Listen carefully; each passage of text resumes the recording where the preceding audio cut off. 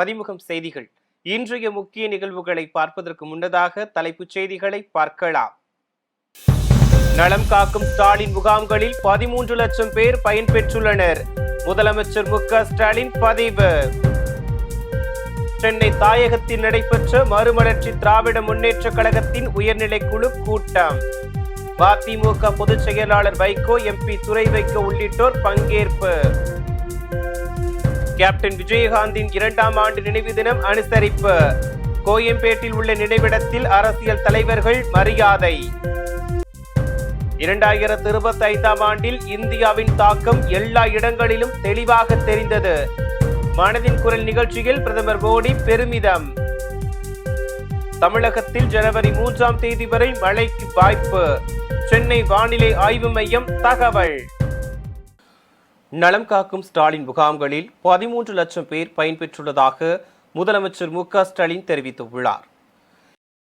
இது தொடர்பாக முதலமைச்சர் மு.க. ஸ்டாலின் வெளியிட்டுள்ள எக்ஸ் பதிவில், உங்களை தேடி உங்கள் பகுதிகளுக்கே வந்து உங்களின் நலம் காக்கும் ஸ்டாலின் முகாம்களின் மூலம் நேற்று வரை மட்டும் 13 லட்சம் பேர் பயன்பெற்றுள்ளதாக குறிப்பிட்டுள்ளார். முழு உடல் சுகாதார பரிசோதனைகள், சிறப்பு மருத்துவர்களின் ஆலோசனைகள் போன்றவையால் தொடக்க நிலையிலேயே பல லட்சம் மக்களின் பிரச்சனைகள் கண்டறியப்பட்டு உரிய உயர்தர சிகிச்சைக்கு பரிந்துரைக்கப்பட்டு அவர்களின் உயிர் காத்துள்ளோம் என கூறியுள்ளார். முகாம்களிலேயே முதலமைச்சரின் விரிவான மருத்துவ காப்பீட்டு திட்டத்தில் இணைந்து மக்களின் துயர் துடைத்துள்ளோம் எனவும், நலம் பெற்றோரின் குடும்பத்தினர் கூறும் நன்றிகளோடு நலம் காக்கும் ஸ்டாலின் தொடர்கிறது எனவும் பதிவிட்டுள்ளார். மறுமலர்ச்சி திராவிட முன்னேற்ற கழகத்தின் உயர்நிலைக்குழு கூட்டம் சென்னை தலைமை கழகம் தாயகத்தில் நடைபெற்றது. சென்னை மதிமுக தலைமை கழக அலுவலகமான தாயகத்தில் மதிமுக உயர்நிலைக்குழு கூட்டம் நடைபெற்றது. கழக அவைத் தலைவர் ஆடிட்டர் அர்ஜுன்ராஜ் தலைமையில் நடைபெற்ற இக்கூட்டத்தில் கழக பொதுச் செயலாளர் வைகோ, முதன்மை செயலாளர் துரை வைகோ எம்பி, கழக பொருளாளர் செந்திலதிபன், துணை பொதுச் செயலாளர்கள் செஞ்சி கே மணி, ஆடுதுறை ரா முருகன், திமு ராஜேந்திரன், டாக்டர் ரோகையா மற்றும் உயர்நிலைக்குழு உறுப்பினர்கள் பலர் கலந்து கொண்டனர். தொடர்ந்து இந்த கூட்டத்தில் ஒவ்வொரு வாக்குச்சாவடியிலும் நீக்கப்பட்டிருக்கும் வாக்காளர்கள் குறித்து தீவிரமாக கள ஆய்வு செய்யும் கடமையை மறுமலர்ச்சி, திமுக உள்ளிட்ட கூட்டணி கட்சிகளின் தொண்டர்கள் மற்றும் வாக்குச்சாவடி முகவர்கள் அனைவரும் மேற்கொள்ள வேண்டும். மாநிலங்களின் நிதிச்சுமையை அதிகரிக்க செய்வதுடன் 100 நாள் வேலை திட்டத்தையே நீர்த்து போக செய்யும் வகையில் இயற்றப்பட்ட புதிய சட்டத்தை ஒன்றிய அரசு திரும்பப் பெற வேண்டும். இந்துத்துவ பாசிசத்தை வேரறுக்க ஜனநாயக முற்போக்கு சக்திகள் அணி திரண்டு போராட வேண்டும் உள்ளிட்ட பல்வேறு தீர்மானங்கள் நிறைவேற்றப்பட்டது. கேப்டன் விஜயகாந்தின் 2ஆம் ஆண்டு நினைவு தினத்தையொட்டி அவரது நினைவிடத்தில் அரசியல் கட்சி தலைவர்கள் அஞ்சலி செலுத்தினர். நடிகரும் தேமுதிக தலைவருமான கேப்டன் விஜயகாந்த் கடந்த 2023ஆம் ஆண்டு டிசம்பர் 28ஆம் தேதி உடல்நலக்குறைவால் காலமானார். அவரது உடல் கோயம்பேட்டில் உள்ள தேமுதிக தலைமை அலுவலகத்தில் அரசு மரியாதையுடன் நல்லடக்கம் செய்யப்பட்டது.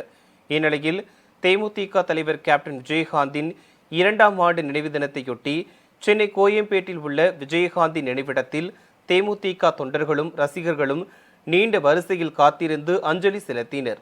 அதேபோல் பல்வேறு அரசியல் கட்சி தலைவர்களும் விஜயகாந்த் நினைவிடத்தில் மரியாதை செலுத்தினர். அதன்படி திமுக சார்பில் துணை முதலமைச்சர் உதயநிதி ஸ்டாலின் மலர்தூவி அஞ்சலி செலுத்தினார். அப்போது அவருடன் அமைச்சர்கள் வேலு, மா சுப்பிரமணியன் உடன் இருந்தனர். பாஜக மூத்த தலைவர் பொன் ராதாகிருஷ்ணன் விஜயகாந்த் நினைவிடத்தில் மரியாதை செலுத்தினார். இதேபோல் அதிமுக பொதுச் செயலாளர் எடப்பாடி பழனிசாமி, தமாக தலைவர் கே வாசன் உள்ளிட்டோரும் மலர்தூவி அஞ்சலி செலுத்தினர்.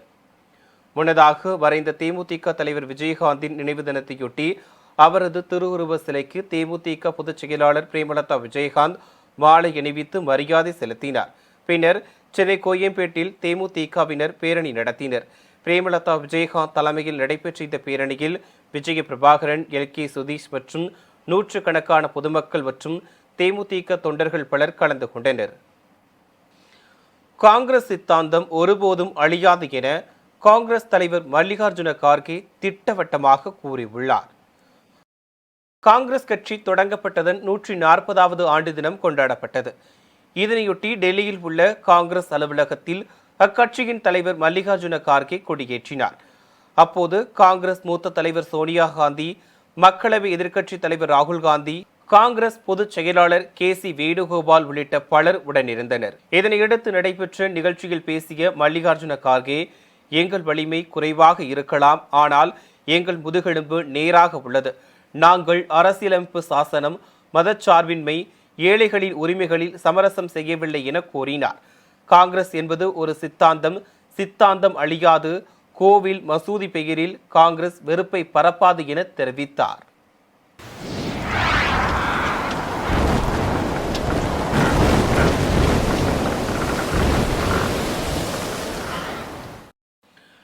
தமிழகத்தில் ஜனவரி 3ஆம் தேதி வரை ஓரிரு இடங்களில் மழை பெய்ய வாய்ப்புள்ளது என சென்னை வானிலை ஆய்வு மையம் தெரிவித்துள்ளது.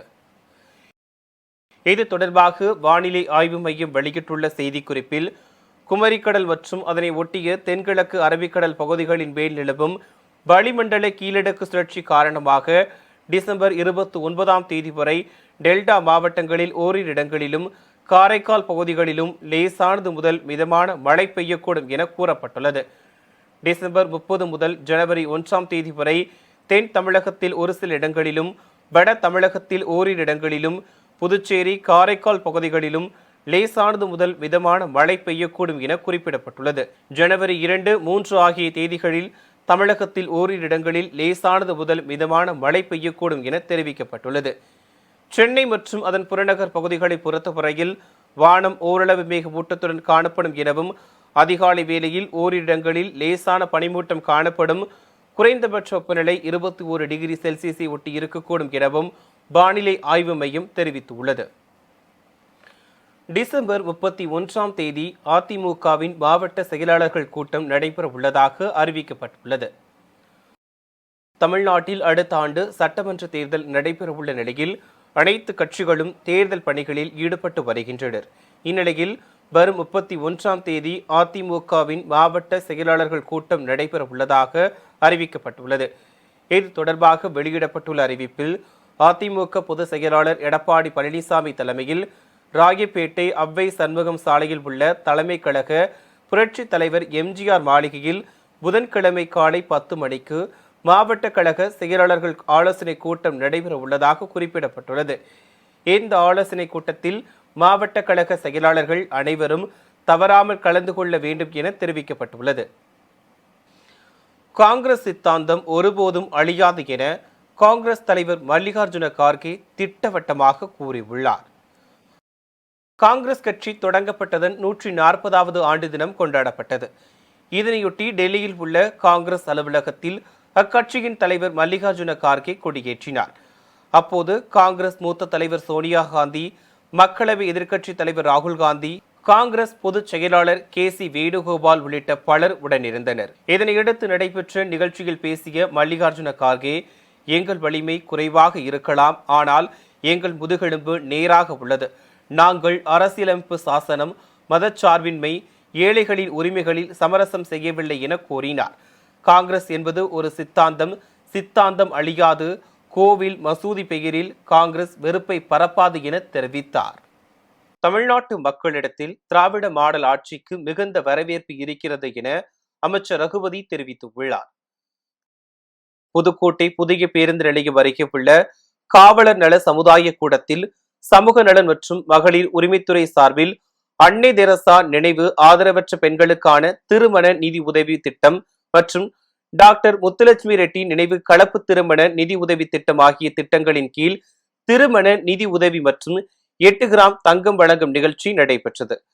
மாவட்ட ஆட்சியர் அருணா தலைமையில் நடைபெற்ற இந்த நிகழ்ச்சியில் இயற்கை வளங்கள் துறை அமைச்சர் ரகுபதி கலந்து கொண்டு மற்றும் புதுக்கோட்டை சட்டமன்ற உறுப்பினர் முத்துராஜா, மாநகராட்சி மேயர் திலகவதி செந்தில் ஆகியோர் கலந்து கொண்டு 129 பெண்களுக்கு 1,77,52,858 ரூபாய் மதிப்பிலான 8 கிராம் தங்க நாணயத்துடன் கூடிய திருமண நிதி உதவிகளை வழங்கினர்.